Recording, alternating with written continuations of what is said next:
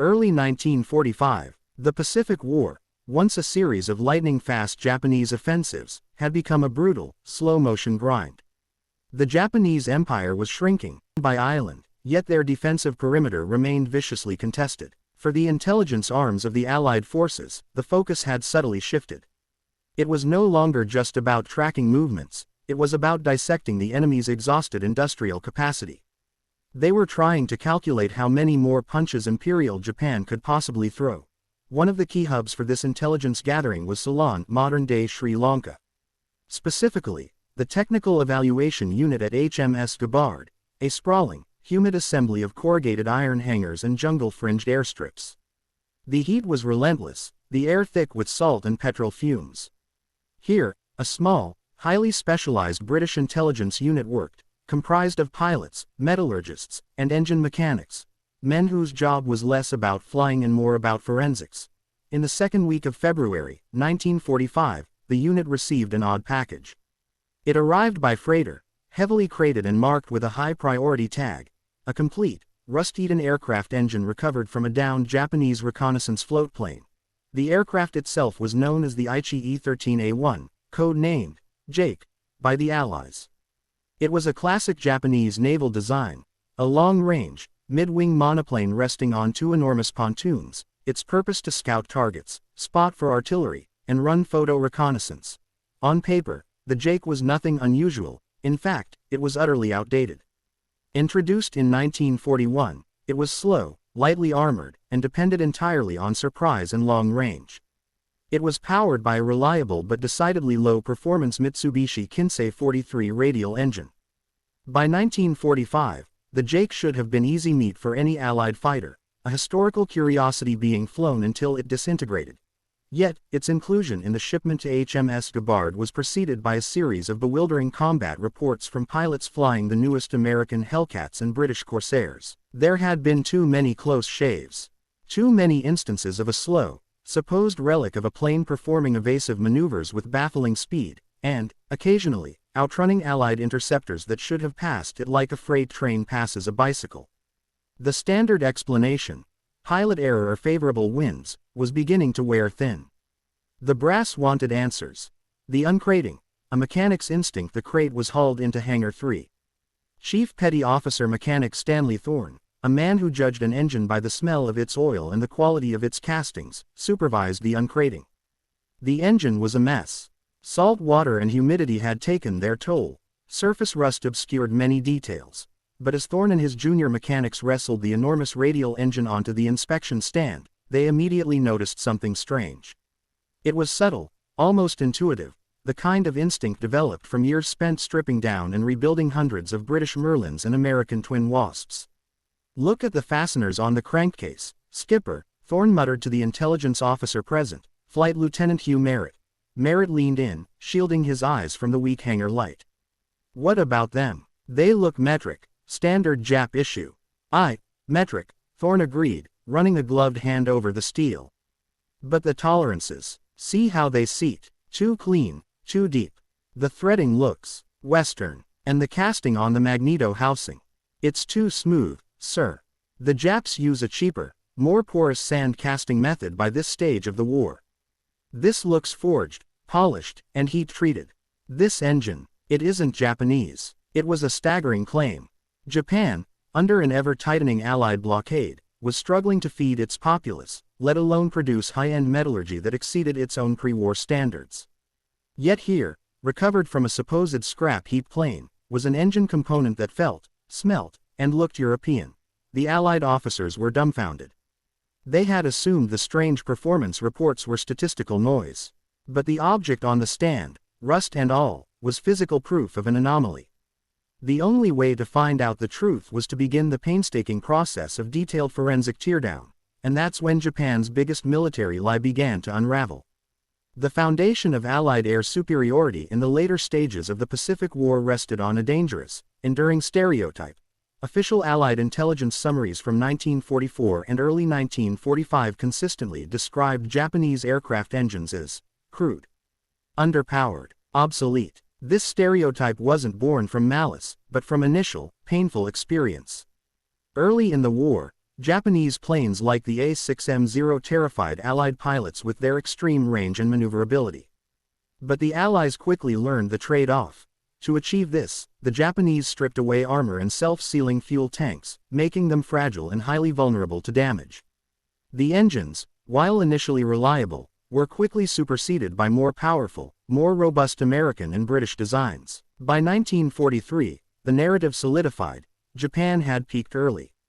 Now, crippled by a lack of access to crucial raw materials, especially high-grade aluminum, nickel, and specific alloys, their industrial output was collapsing, forced to rely on heavy, inefficient metal substitutes. It was a comforting, strategic myth. We are winning because our manufacturing base is fundamentally superior and their resource chain is broken. But the scrapped engine on the workbench in Ceylon was beginning to tell a dramatically different, far more unsettling story: the metallurgical paradox under the intense light of the hangar. CPO Thorne began the teardown, assisted by Major David Hurst, a visiting RAF metallurgist. They were using micrometers and chemical testing kits instead of wrenches. The first major component to come off was a cylinder head. Hurst immediately took samples. What he found sent him racing back to his notes. The cylinder heads were made of a magnesium alloy, but not the recycled, slightly impure grade the Allies expected from wartime Japan. This sample was over 99.5% pure, lacking the common contaminants like iron and silicon that plague wartime production under siege. Achieving that level of purity required specialized smelting techniques, immense electrical power, and, critically, access to magnesium ore or scrap of exceptional quality. It was far purer than anything the Allies believed Japanese factories could possibly produce under their current blockade. "This is an impossibility," Thorne, Major Hurst said, his voice tight. "A magnesium head of this quality. It cools better, it resists detonation, and it shaves weight. It's a luxury they shouldn't be able to afford. They'd need to divert resources from essential systems to achieve this, or," he trailed off, the implication hanging in the humid air. "Or they had a source we didn't know about." The next piece was even more alarming: the pistons. Instead of a uniform aluminum alloy, the pistons used a complex multi-alloy gradient. The crown, the hottest part, was hardened with a high concentration of nickel for thermal resistance, gradually transitioning to a lighter, more ductile aluminum magnesium mixed towards the skirt. This bespoke, specialized manufacturing technique, achieving a seamless metal gradient to optimize both heat dissipation and mechanical strength, was something British metallurgists used only on late-model Spitfire engines such as the Griffon series and the most advanced prototype engines for the Hawker Tempest. It was technology from the absolute vanguard of Allied engineering. The realization hit Thorne like a physical blow. The Japanese weren't just catching up. In specific, critical areas, they appeared to be working from the same advanced technical playbook as the Allies. The smoking gun. The English stamped the final, most shocking discovery arrived when Thorne began to clean the corrosion from the complex, multi-ducted intake manifold. This was the section that channeled the fuel-air mix from the carburetor into the cylinder banks. He used a fine wire brush and a solvent, working slowly, concentrating on the recessed areas where dirt and surface oxidation had accumulated over years of tropical service. The metal was surprisingly robust underneath. Then, just beneath the flange that mated with the carburetor assembly, he stopped. He wiped the area one last time with a clean rag. A silence fell over the hangar, broken only by the chirping of crickets outside. The sheer impossibility of the discovery was crushing. The Bristol Aeroplane Company was a cornerstone of the British war effort, the creator of the mighty Hercules and Centaurus engines. Their latest generation designs, the Type 100 series, were cutting-edge radial engines, specifically developed for high-altitude, high-performance fighters and bombers, and Japan wasn't supposed to have this. They were under total embargo. Any pre-war export models would be Type 70 or Type 80 series at best, obsolete designs. The Type 100 series represented the very pinnacle of pre-war and early wartime engine design, technology that Britain had guarded with fanatical paranoia. Yet here it was, powering a supposed scrap heap floatplane, its components confirming that Japan had the exact, proprietary knowledge required to not just replicate, but potentially mass-produce, one of the Allies' most valuable technological secrets. The persistent myth of Japanese industrial inferiority, the very foundation of Allied strategic planning, had just been obliterated by a single, damning stamp on a piece of discarded metal. The question was no longer how the Jake was flying so fast, but how long Japan had been flying a lie. The discovery of the Bristol Type 100 series stamp on the recovered Japanese E-13A 1-foot Jake engine immediately triggered a high-level panic call from the technical unit in Ceylon back to Whitehall and the Admiralty in London. How had a cutting-edge British design fallen into enemy hands? Was there a spy in Bristol? Had a prototype been captured? The answer, as is often the case in wartime intelligence, lay not in cloak and dagger operations, but in dusty, forgotten pre-war bureaucracy. A scramble through old colonial records and the musty files of the Foreign Office's Trade Division yielded something almost unbelievable: a perfectly legal, though now deeply embarrassing, pre-war licensing agreement between the Bristol Aeroplane Company and the Nakajima Aircraft Company in Japan.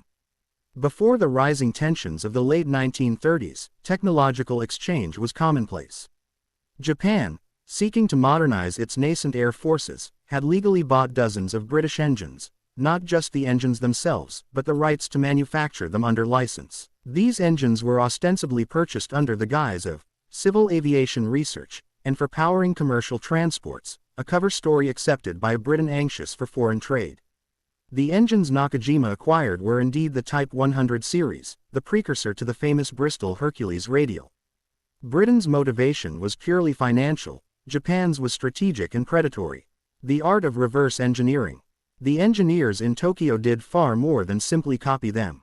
The original British licenses were restrictive, detailing only the manufacturing processes for the baseline model. But once the engines were delivered, they were immediately whisked away to secret military facilities, not for assembly, but for systematic, rigorous reverse engineering. Japanese metallurgists and aeronautical engineers, under the direction of figures like Dr. Hideo Itokawa, meticulously stripped, analyzed, and improved upon the core design. They had taken a sound, robust European foundation and, with surgical precision, replaced its weak links, using their own superior understanding of heat tolerance and lightweight materials, even as the Allied world was convinced they were technologically backward. Now, as Thorne and Vance stripped the rusted Jake engine down to its core components, the evidence of this secret, advanced work was undeniable. The engine was no longer a Bristol 100, it was a Bristol Nakajima hybrid, an unauthorized and greatly enhanced mutation. The features they uncovered were proof that Japan had quietly leapt a full generation ahead in specific high-performance engine technologies. Redesigned supercharger. The impellers were subtly reshaped, using a different pitch and a lighter alloy, improving the efficiency of air compression. This allowed the engine to maintain sea-level power well into high altitudes, a critical advantage the Allies didn't expect. Lightweight crankcase. The main crankcase, the heart of the engine, was cast in an extremely high-purity magnesium-aluminum blend, reducing weight significantly without sacrificing rigidity. This addressed one of the inherent weaknesses of large radial engines and directly contributed to the plane's unexpected agility. Precision machined injectors. The fuel delivery system was modified. Instead of the standard Bristol carburation, the Nakajima modification used highly precision machined injectors, providing finer control over the fuel-air mixture. This not only improved fuel economy critical for long-range reconnaissance but drastically reduced the chance of detonation at high boost pressures. Higher turbo boost tolerances. The overall construction, the quality of the gaskets, the strength of the piston rings, and the depth of the cylinder cooling fins, suggested an engine built to withstand pressures far greater than the original Bristol design.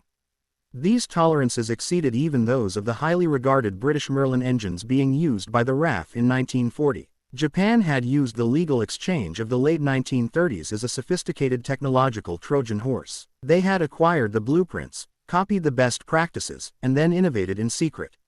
It was a perfectly well-maintained lie, supported not by clever disinformation, but by a pervasive, confident underestimation from the Allied intelligence community, whose wartime propaganda, focused on Japanese fragility, had become a self-fulfilling, dangerous prophecy.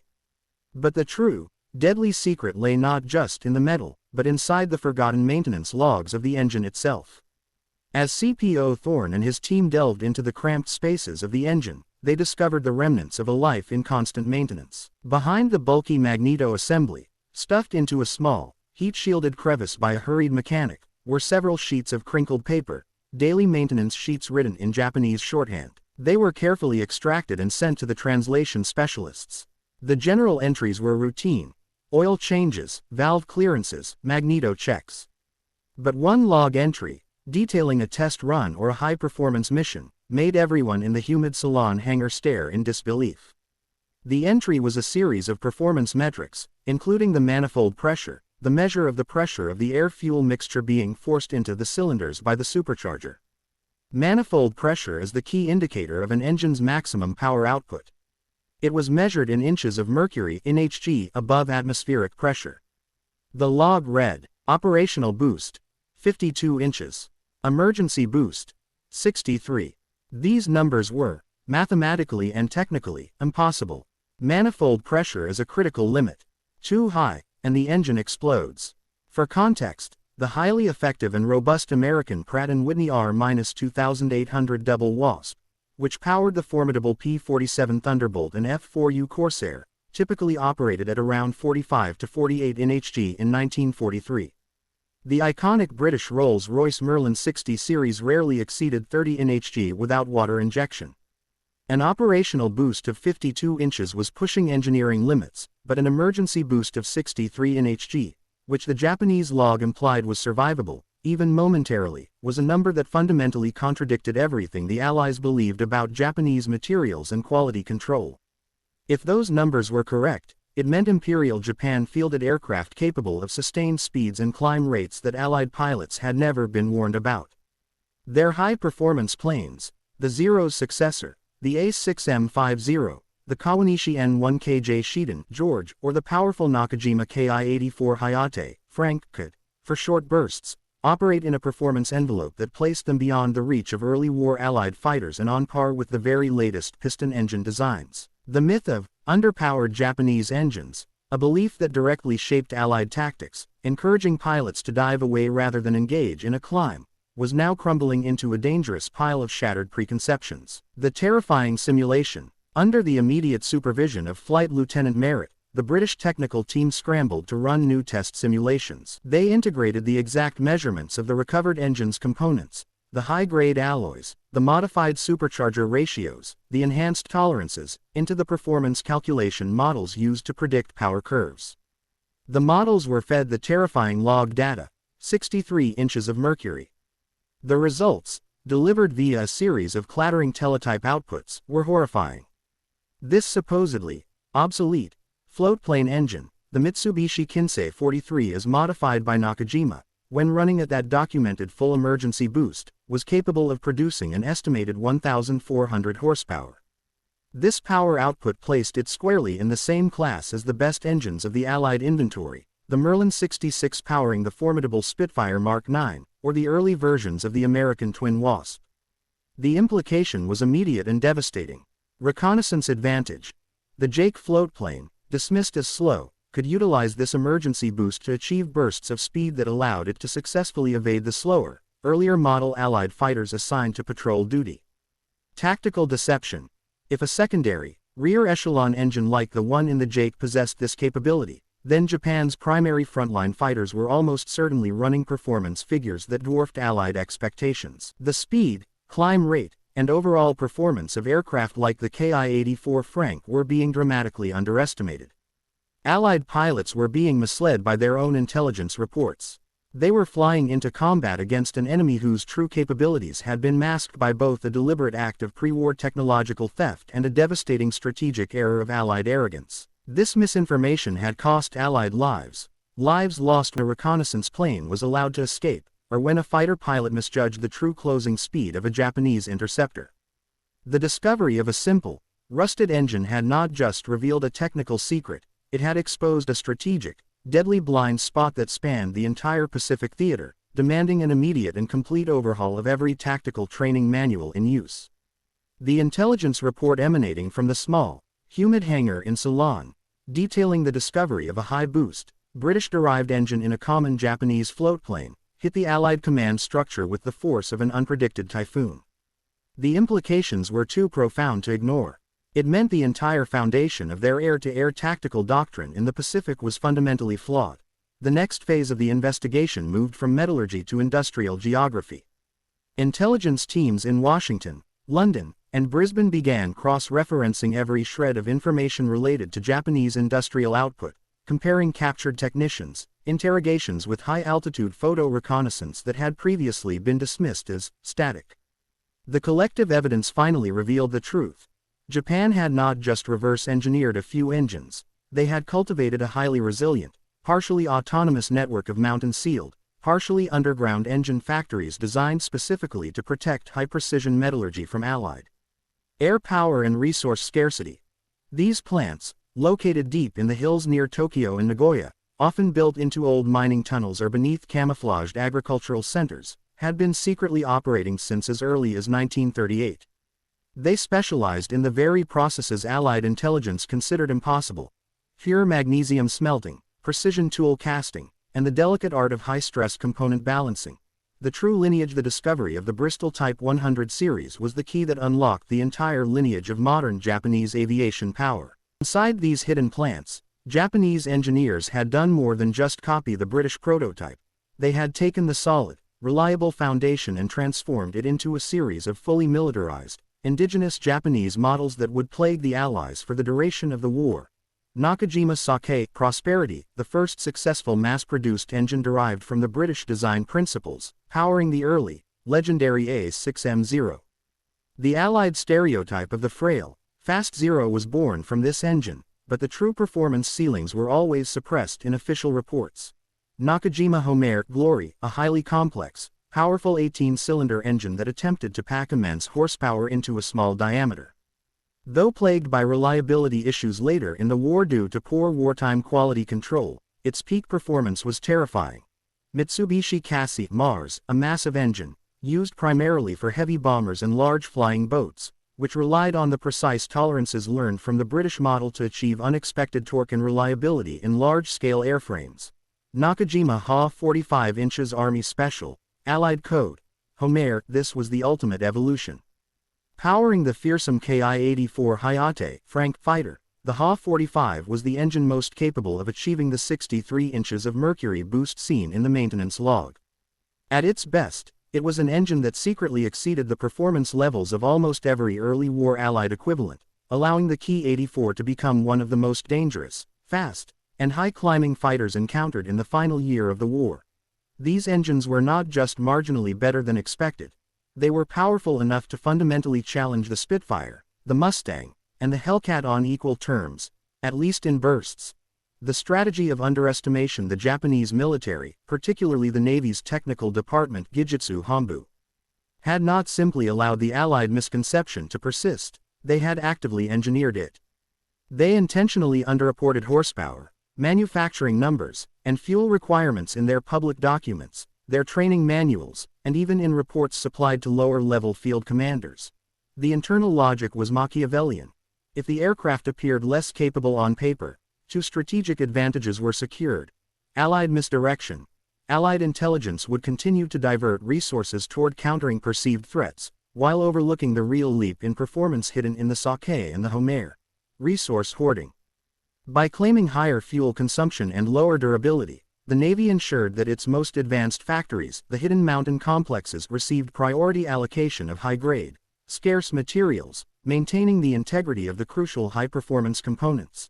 The scrapped British engine wasn't merely evidence of technological copying, it exposed a hidden engineering empire, a shadow industrial complex built on stolen designs and shielded by layers of strategic deception and Allied arrogance. It was an empire that the Allies never fully understood or quantified until the war was virtually over, and the last, desperate Japanese defensive lines were being drawn. The weeks following the Jake engine discovery were spent in a frenzied, desperate attempt to catch up to a reality that had already been flying in the face of Allied pilots for years.